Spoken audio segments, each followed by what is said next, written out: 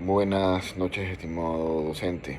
Bueno, en cuanto al resumen que tenemos que hacer sobre la unidad número 3 y unidad número 4, voy a empezar hablando sobre el conductismo y el cognitivismo.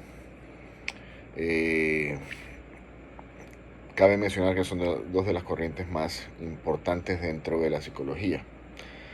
Eh, Aunque ambas corrientes buscan explicar cómo aprendemos y cómo actuamos, cada una la hace desde una perspectiva diferente.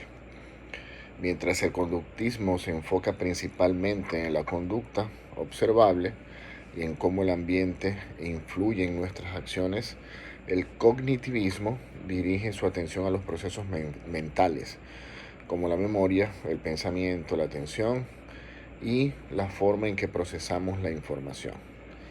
Estas teorías han tenido una gran influencia no solamente en la psicología, sino también en la educación, ya que muchas estrategias de enseñanza que todavía se utilizan tienen su origen en estos enfoques. A lo largo de esta explicación trataré de desarrollar los principales conceptos del conductismo clásico, el condicionamiento operante, el aprendizaje vicario y finalmente el cognitivismo, junto con algunos de sus aportes más importantes. Para comenzar, eh, es importante entender qué es el conductismo. Nos dice que esta corriente surgió a principios del siglo XX con la intención de convertir a la psicología en una ciencia más objetiva. En ese momento muchos psicólogos consideraban que estudiar únicamente los pensamientos o las emociones era complicado porque no podían observarse directamente. Por eso los conductistas propusieron que la psicología debía enfocarse en aquello que sí podía medirse, que es la conducta. Eh, Según esta perspectiva, la mayor parte de nuestros comportamientos se aprenden gracias a la interacción con el ambiente. Es decir, no actuamos solamente por lo que pensamos o sentimos, sino también por las experiencias que vivimos y por las consecuencias que tienen nuestras acciones. Uno de los primeros aportes importantes dentro del conductismo fue el conductismo clásico, desarrollado por el fisiólogo ruso Iván Pavlov. Curiosamente, su descubrimiento ocurrió mientras investigaba el sistema digestivo de los perros. Pavlov observó que los animales comenzaban a salivar incluso antes de recibir la comida. Bastaba con que escucharan los pasos de la persona que los alimentaba o vieran el recipiente donde se servía la comida. A partir de esa observación, diseñó un experimento muy conocido. Cada vez que les daba alimento a los perros, hacía sonar una campana. Después de repetir este procedimiento varias veces, descubrió que los perros salivaban únicamente al escuchar la campana, aunque la comida no estuviera presente. Con este experimento explicó el proceso conocido como condicionamiento clásico. En pocas palabras, más bien consiste en asociar un estímulo que inicialmente no provoca ninguna reacción con otro estímulo que sí produce una respuesta natural. Después de repetir esta asociación varias veces, el primer estímulo termina generando la misma respuesta por sí solo. Aunque este experimento a simple vista parece sencillo, tiene muchas aplicaciones en la vida diaria. Por ejemplo, cuando una persona escucha una canción que le recuerda un momento especial y automáticamente experimenta alegría o nostalgia, se está produciendo una asociación similar. También ocurre cuando alguien desarrolla miedo hacia un lugar porque allí vivió una experiencia desagradable que no quisiera recordar. En ambos casos, ciertos estímulos quedan vinculados con emociones o respuestas aprendidas.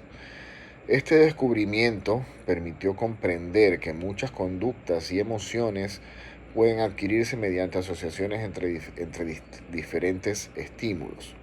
Además, que abrió el camino para investigaciones posteriores sobre el humano, sobre el aprendizaje humano. Sin embargo, con el tiempo, algunos psicólogos han considerado que el condicionamiento clásico no explicaba todos los comportamientos del ser humano. Muchas de nuestras acciones no son simplemente respuestas automáticas a un estímulo. En numerosas ocasiones actuamos porque esperamos obtener un beneficio o evitar que tener una consecuencia que sea negativa. ¿Ya? Fue entonces cuando apareció el condicionamiento operante. El principal representante de esta teoría fue Burrus Frederick Skinner. A diferencia de Pavlov, Skinner se interesó en estudiar cómo las consecuencias de nuestras acciones influyen en las probabilidades de que volvamos a repetirlas.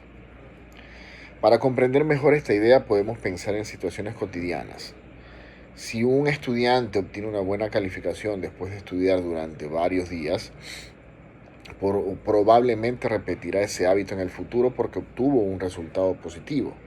En cambio, si alguien recibe una multa por estacionarse en un lugar prohibido, seguramente evitará hacerlo nuevamente para no enfrentar la misma consecuencia. Skinner explicó que las conductas pueden fortalecerse o debilitarse dependiendo de lo que ocurre después de realizarlas. Aquí aparecen dos conceptos fundamentales: el refuerzo y el castigo.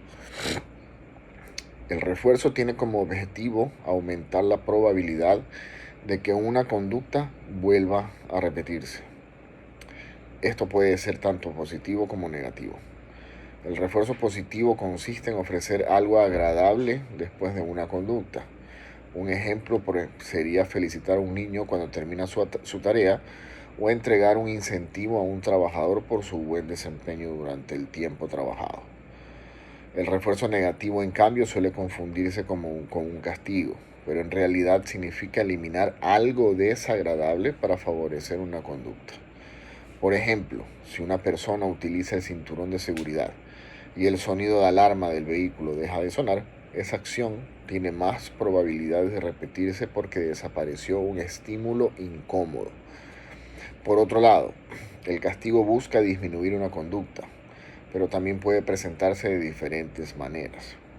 Puede implicar aplicar una consecuencia desagradable o retirar un beneficio cuando alguien realiza una acción que no es adecuada. Es importante señalar que Skinner consideraba que el refuerzo era mucho más efectivo que el castigo para promover aprendizajes duraderos. Las personas en este caso suelen responder mejor cuando reciben reconocimiento por hacer las cosas correctamente que cuando únicamente son castigadas por cometer errores, que es lo que pasa en la vida cotidiana laboral. Actualmente sabemos que esta teoría sigue presente en muchos ámbitos. En la educación se utilizan sistemas de puntos, reconocimientos o incentivos para motivar a los estudiantes. En las empresas existen bonos por productividad y programas de reconocimiento al desempeño. Incluso las aplicaciones que utilizamos diariamente emplean principios similares al otorgar insignias, niveles o recompensas que motivan a los usuarios a seguir participando. Claro que después de conocer estas dos formas de aprendizaje surge una pregunta muy interesante. ¿Es necesario experimentar personalmente una situación para aprender? La respuesta es no, porque muchas veces aprendemos simplemente observando a otras personas. Esta idea fue desarrollada por Albert Bandura mediante la teoría del aprendizaje vicario, también conocida como aprendizaje por observación. Bandura sostenía que las personas no aprenden únicamente mediante premios o castigos propios. También observan cómo actúan los demás y cuáles son las consecuencias de estas acciones. Con esa información deciden si les conviene o no comportarse de la misma manera. Es más, uno de los experimentos más conocidos de Bandura fue el de la muñeca Bobo.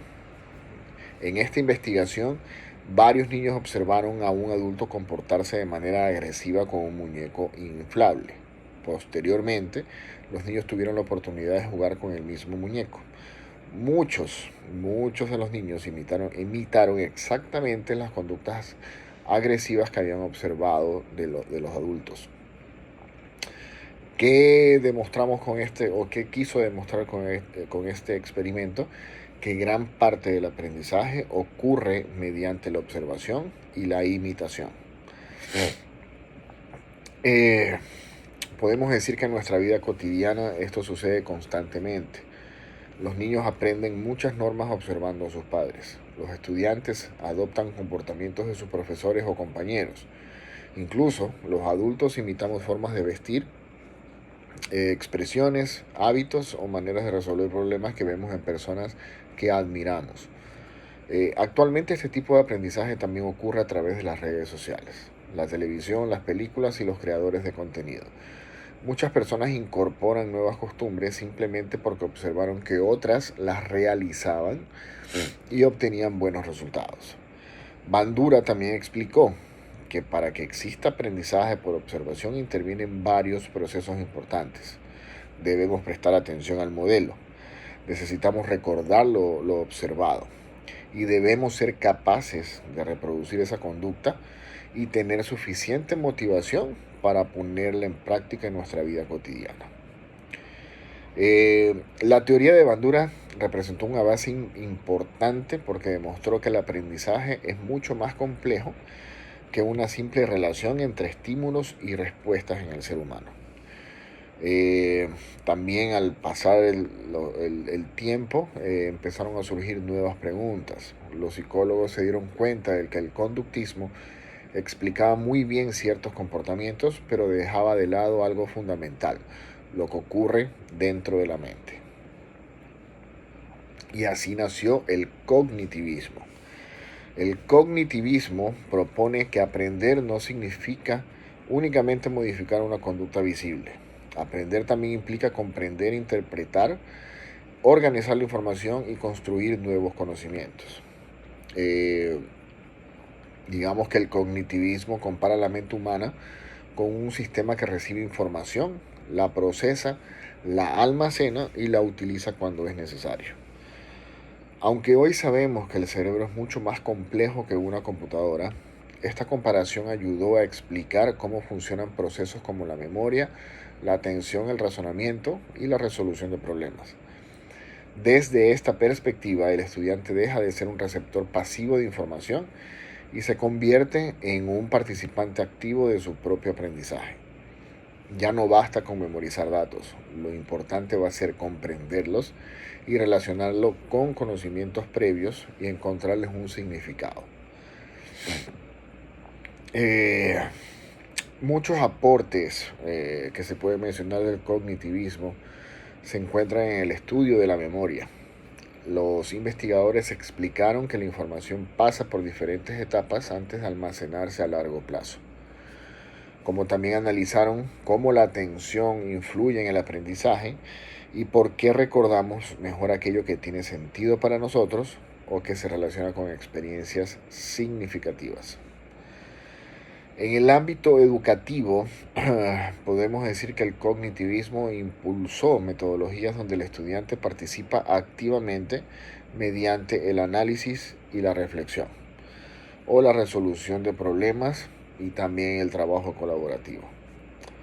El profesor deja de ser quien transmite información y pasa a convertirse en un guía que orienta en el proceso de aprendizaje.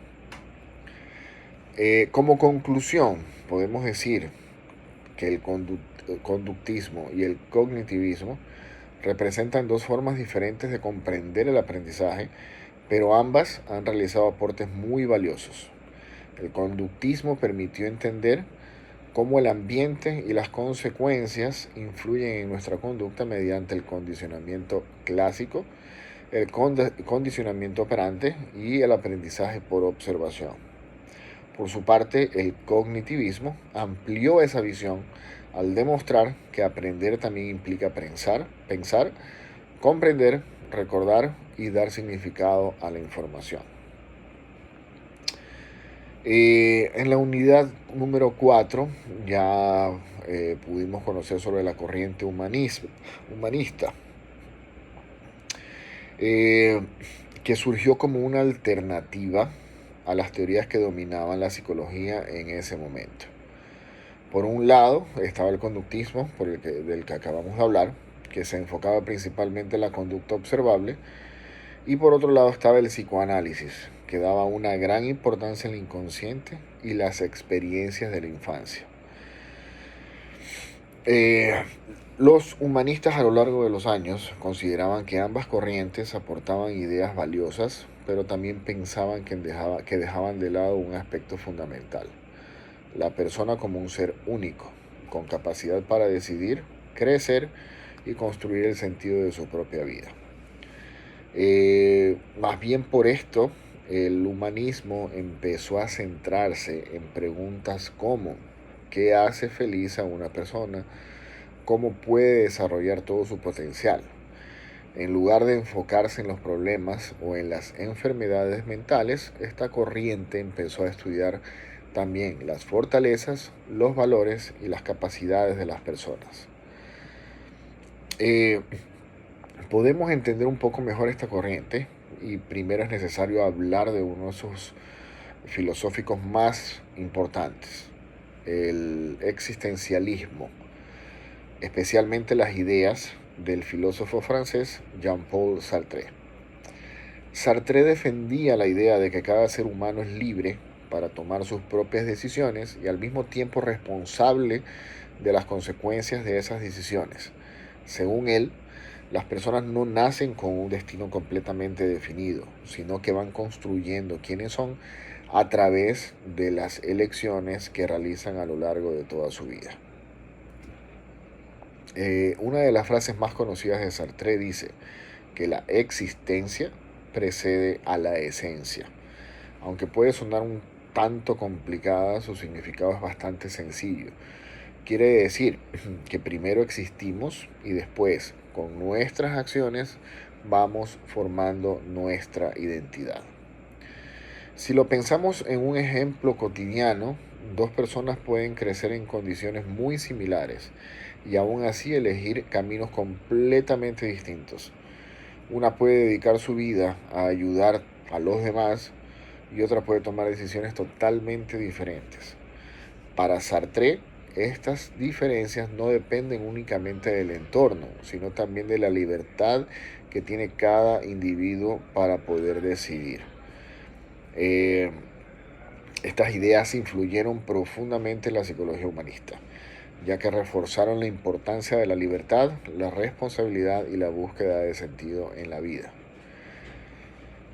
Eh, una de las primeras comparaciones que hace el humanismo es con el conductismo.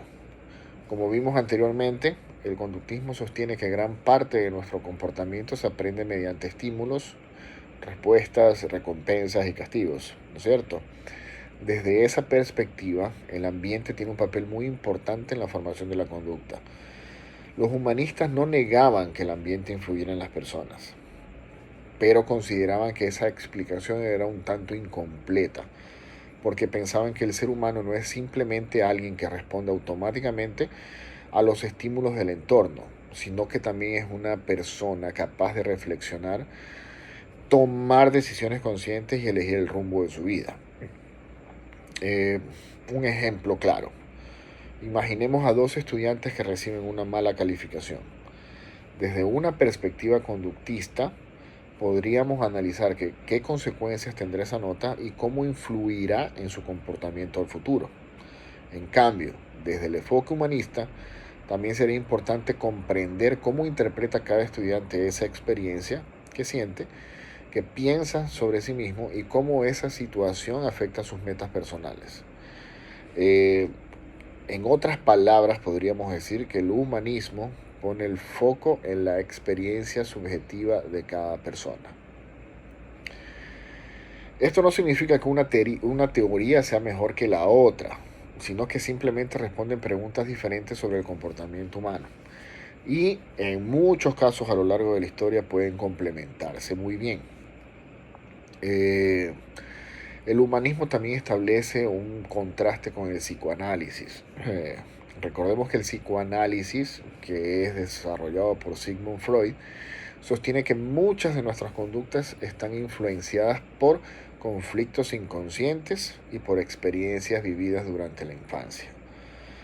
Según esta perspectiva, comprender esos conflictos permite explicar gran parte del comportamiento actual. Los humanistas siempre han reconocido la importancia de la historia personal, pero consideraban que el psicoanálisis ponía demasiado énfasis en el pasado y en los problemas psicológicos. Ellos preferían centrar su atención en el presente y en las posibilidades futuras de la persona después de la toma de decisiones. Creían que aunque todos enfrentamos dificultades o experiencias dolorosas, siempre vamos a tener la capacidad de cambiar, aprender y crecer. Mientras el psicoanálisis preguntaría qué ocurrió en tu infancia para que hoy actúes así, el humanismo probablemente preguntaría qué deseas lograr a partir de ese momento o qué necesitas para poder desarrollar tu potencial de aquí a futuro. Este cambio de perspectiva fue una de las mayores contribuciones del humanismo, ya que transmitía una visión muchísimo más positiva del ser humano. Otro de los representantes más influyentes de esta corriente fue Carl Rogers, quien desarrolló el llamado enfoque centrado en la persona. Él creía que todas las personas tienen una tendencia natural hacia el crecimiento y el desarrollo. En otras palabras, si encuentran un ambiente adecuado, son capaces de mejorar, resolver problemas y poder desarrollar todas sus capacidades. Según Rogers, el papel del terapeuta no consiste en decirle al paciente qué debe hacer ni en tomar decisiones por él. Su función principal es crear un espacio seguro donde la persona puede expresarse libremente, comprender mejor sus emociones y descubrir por sí mismo las respuestas que necesita. Para lograr ese ambiente, Rogers siempre habló de 3 actitudes fundamentales. La primera, que es la empatía; la segunda, que es la autenticidad o congruencia; y la tercera, que es la aceptación positiva incondicional. Podríamos decir que estas ideas pueden aplicarse fuera del consultorio psicológico. Por ejemplo, un profesor que escucha a sus estudiantes con respeto, comprende sus dificultades y crea un ambiente de confianza. Está utilizando principios muy similares a los planteados por Rogers. Otro aporte importante dentro del humanismo es la terapia Gestalt. La Gestalt parte de la idea de que muchas veces vivimos preocupados por el pasado o ansiosos por el futuro y nos olvidamos completamente de lo que estamos viviendo en el presente. Por eso uno de sus principales objetivos es ayudar a que las personas tomen conciencia de lo que piensan, sienten y hacen aquí y ahora, en el día a día. Los terapeutas Gestalt consideran que muchas dificultades aparecen cuando evitamos reconocer nuestras emociones o dejamos asuntos importantes sin resolver. Imaginemos que una persona ha tenido un conflicto con un amigo, pero nunca expresó lo que realmente sentía. Aunque hayan pasado varios años, esa situación puede seguir afectando emocionalmente a esa persona. La Gestalt busca que la persona identifique esos sentimientos, los acepte y pueda cerrar esos procesos pendientes. Una característica muy conocida de esta terapia es que utiliza ejercicios prácticos para poder favorecer la toma de conciencia. Lo importante no es solamente hablar de un problema, sino experimentar y comprender cómo ese problema influye en la vida actual. Otra propuesta muy interesante es la logoterapia, que fue creada por Viktor Frankl. Frank fue un médico y psiquiatra que sobrevivió a los campos de concentración durante la Segunda Guerra Mundial, experiencia que marcó profundamente su forma de entender al ser humano. Y a partir de todo eso que vivió, él llegó a la conclusión de que incluso en las circunstancias más difíciles, las personas van a encontrar un motivo para seguir adelante. Hay muchas películas que hablan sobre esto y que nosotros podríamos identificarnos con ellas para poder entender y comprender un poco más sobre todo este tipo de corrientes. La logoterapia sostiene que una de las principales necesidades humanas es encontrar un sentido y propósito en la vida. Frank afirmaba que muchas personas experimentan un vacío existencial cuando sienten que su vida no tiene dirección o significado. Un aspecto importante es que Frank no decía que la vida estuviera libre de sufrimiento. Al contrario, reconocía que todos enfrentamos momentos difíciles. Lo que proponía era que incluso esas experiencias podían adquirir un significado dependiendo de la actitud con la que fueran afrontadas. Creo firmemente que esta idea sigue teniendo una enorme influencia en la psicología actual y en el acompañamiento de personas que atraviesan pérdidas, enfermedades o crisis personales. También es importante hablar de las terapias de tercera generación. Estas terapias representan una evolución de muchos enfoques anteriores, incluyendo elementos del conductismo, del cognitivismo y del humanismo.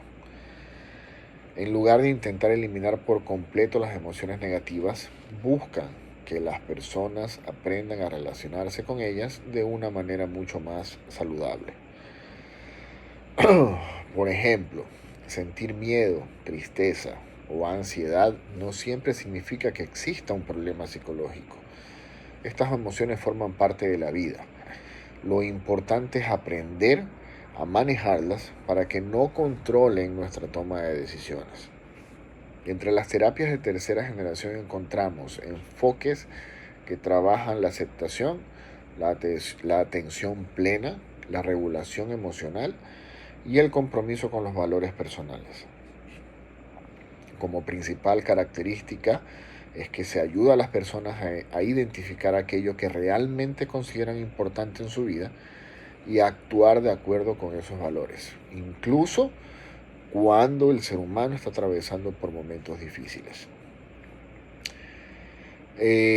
Por esa razón, estas terapias han demostrado ser muy útiles para tratar problemas como la ansiedad y el estrés, etc. Como conclusión, podemos decir que la psicología humanista representó un cambio muy importante en la manera de comprender al ser humano. En lugar de enfocarse únicamente en la conducta o en los conflictos del pasado, puso su atención en la persona, en sus capacidades, en sus emociones y en su potencial para crecer. En conjunto, podemos decir que la corriente humanista nos invita a comprender que cada persona posee recursos para desarrollarse, aprender y construir una vida con sentido, más allá de las dificultades que puedan aparecer. Siempre existe la posibilidad de seguir creciendo como ser humano, tomar decisiones conscientes y buscar un bienestar que no dependía únicamente de las circunstancias, sino también de la forma en que cada uno vive su propia experiencia. Hasta aquí ha sido mi resumen. Mi nombre es Luis Alberto Santos Maldonado, estudiante del segundo semestre de la carrera de Psicología. Muchas gracias.